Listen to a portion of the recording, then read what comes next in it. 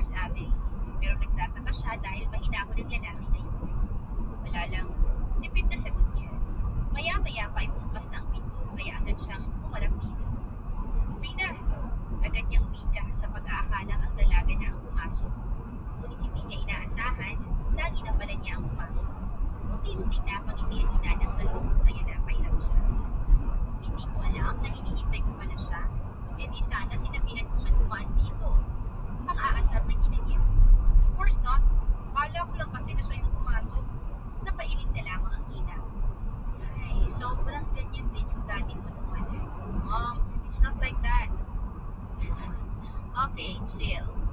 Baka mamaya pa yung dumalaw. Alam mo naman ang batang yun sobrang sipag. Kung ano-ano na bakit yung pinapatos noon para makaipon.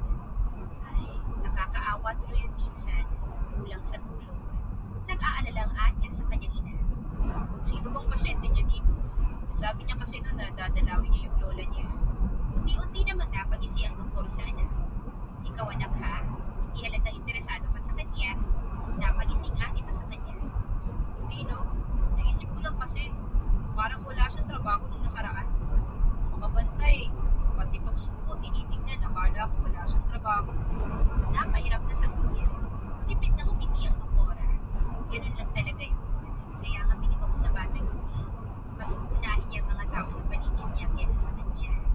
Kaya sana, di makahanap rin siya ng tao balang araw ay mas unahin naman siya. She's too young to shoulder everything on herself. Anya nag-inang sa kanap sa tabi ng anak. Pero nililigawan daw yun ang bagong doktor dito. Sana sagutin niyo yun. Mabait naman yun. Tsaka paniguradong maaalagaan siya. Nakangiti nga niya ng ina. Agad namang sumama ang mukha ni Jasper. Bagong doktor? May naliligaw sa babaeng yun? Hindi makapaniwalang tanong ni Jasper. Oo naman. Ang ganda kaya ni Quina. Aminin mo. Anong gusto ka dyan? Bakit? Pangit ba siya ha? Hapon ng ina. Hindi. O diba? Magandang bata yun. Kaya bagay na bagay sila ng doktor. Mas lalong sumama ang mukha ng anak na ikinatuwa ni Dr. Sarah. Ulit ko pa sila. Mahinang sapit ng lalaki na dinig naman ng doktora. Sus, bakong wari ka pa. Joke lang anak. Walang naliligaw doon. Natatawang anya ng ina dahilan para magtaka si Jasper. Hindi niya alam kung bakit bigla na lamang naging ganito ang ina. Kung noon ay panay sigaw at cellphone lamang ito sa kanya, ngayon ay nagagawa pa nitong magbigay ng oras sa kanya at mag-alaga sa kanya. Oh, yan pala siya. Speaking of, uwi ka ng ina tsaka napatingin sa pinto. Ngunit pagtingin niya dito ay wala namang tao. Hinihintay talaga oh. Mom! Isaway niya sa ina. Napataklog na lang tuloy siya ng tuon dahil dito. Sa halip na kausapin ay ginawanan lamang siya ng ina. Wakwina! Nandiyan ka na pala. Biglang sabit ng ina makalipas ng ilang saglit.